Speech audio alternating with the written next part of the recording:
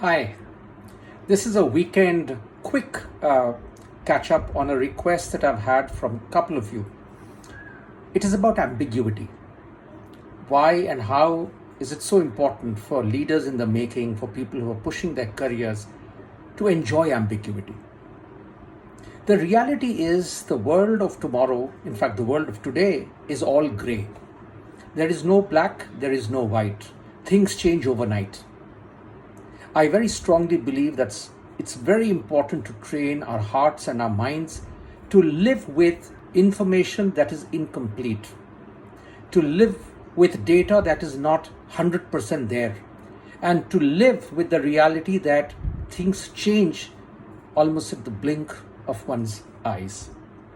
And it's that training of one's thought process to still be able to make meaning out of limited information, about limited options, of limited understanding of consequences, is a very important career and a leadership instinct.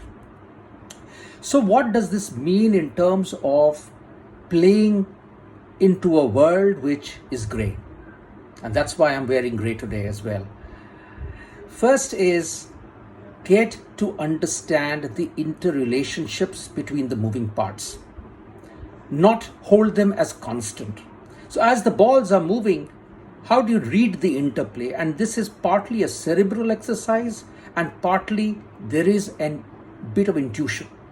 Learn to live with a bit of gut. If you're not comfortable with your gut, it is very possible that you are not going to be able to get to a meaning of all the moving parts.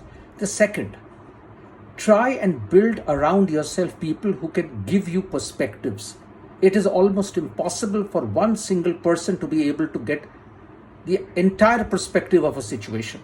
So seek help, seek perspectives, but at the end of the day, take the call. If you have to take the call, you've got to take the call. So that's the second part. And the third part is, get comfortable with quicker course correction. There is nothing which is cast in stone.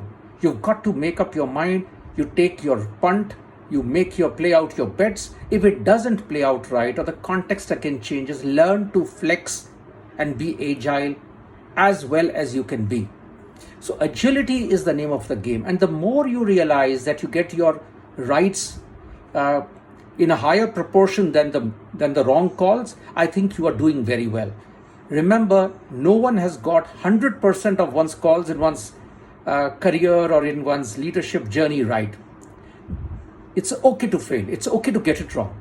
But it is very important that we course correct. We make amends and we move forward. So these are some very quick insights for you to reflect about over this weekend. See where you are. It is very natural. Some people are very analytical. They want more data and data and data. And I have nothing against data.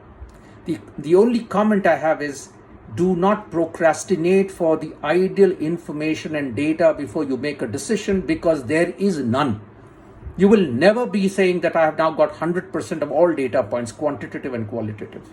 So it's a journey more of preparing your mind, because the world will not prepare for you and your mind. It will move on irrespective.